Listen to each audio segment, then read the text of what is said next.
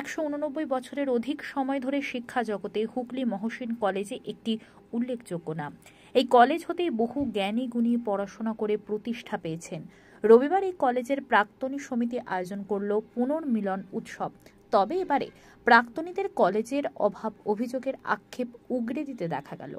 8টি বিষয়ে স্নাতকোত্তর শিক্ষাদানের প্রতিষ্ঠান হুগলি মহসিন কলেজ এখনও বিশ্ববিদ্যালয়ের স্বীকৃতি না পাওয়াটা সত্যি প্রাক্তনীদের কাছে অসম্মানজনকও বটে। বিভিন্ন জায়গায় ছুটছে, এখানে একটু এটা যেতে হবে, এখানে ওটা যেতে হবে, এটা দেখে সত্যি কৃতজ্ঞতা জানাচ্ছি এবং এই যে একটা চেষ্টা, এই চেষ্টা সফল। শিশির দাকে মাইক দিয়ে দিচ্ছি। শিশির দাকে আমি কোনোদিন কনিষ্ঠ তাদেরকে বলবো আরও উদ্যমে আপনারা এগিয়ে আসুন। কলেজ আপনার, আমরা বলতে পারবেন আমি মহসিন কলেজের ছাত্র, সে জায়গাটা আমার নয়। আমি অ্যাডমিনিস্ট্রেটর, আমি চাকরি করতে এসেছি, আজ আছি, যেখানে যাব সেটাই আমার কলেজ, সেটাকে আমাকে ভাবতে হবে।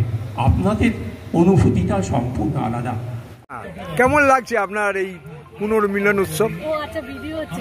হ্যাঁ, অনেকদিন পর তো এলাম, ভালোই লাগছে। আগের বার তো আসতে পারিনি, মজা লাগছে। আবার কলেজে পড়ছি মনে হচ্ছে। আচ্ছা, পূর্ব অনেক স্মৃতি, সেগুলো মনে পড়ছে। পুরনো স্মৃতি তো অবশ্যই মনে পড়ছে, কিন্তু ওপর থেকে একটু সারানো হচ্ছে, উঠতে পারলাম না, ওটাই একটু মনটা খারাপ লাগছে। তাহলে একটু দেখে আসতে পারলে। তার মানে মাঝে মাঝে এরকম একটা পুনর্মিলন উৎসব হওয়া দরকার। কি পারফরমেন্স করলেন এখানে এসে? আমি কিছু এখনো পারফরমেন্স করিনি, আমি দেখবার জন্যই এসেছি। আচ্ছা, দর্শক হিসেবে আপনার নামটা বলুন। আমার নাম সোমা চক্রবর্তী। কোন ইয়ারের ছাত্র? 90 থেকে 94।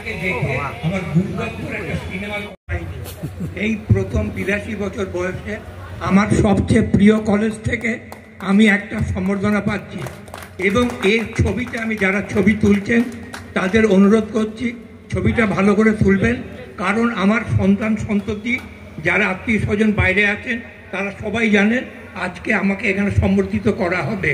অতএব সেই ছবির জন্য তারা অপেক্ষা উপস্থিত হয়েছেন, এর জন্য আমরা সত্যি আপ্লুত এবং ধন্য যে আমরা অ্যালামনি অ্যাসোসিয়েশনকে বাঁচিয়ে রাখতে পেরেছি। আমাদের হুগলি মহসিন কলেজ জানেন তো যে 1836 সালে আমাদের যে প্রতিষ্ঠিত হয়েছিল, বহু বিজ্ঞানী, সাহিত্যিক, খেলোয়াড় থেকে আরম্ভ করে বিভিন্ন জায়গায় বিভিন্ন প্রতিষ্ঠিতভাবে প্রতিষ্ঠিত হয়েছেন আমাদের স্টুডেন্টরা এবং আমাদের এই কলেজকে উজ্জ্বল করেছেন। আমাদের সাহিত্যিক, আমাদের যে বঙ্কিমচন্দ্র চট্টোপাধ্যায়, তিনি প্রথম গ্র্যাজুয়েট হিসেবে এখানে ভর্তি হয়েছিলেন। বন্দে মাতরম ধ্বনিতে তিনি উৎসাহিত করেছেন আমাদের স্বাধীনতা সংগ্রামীকে।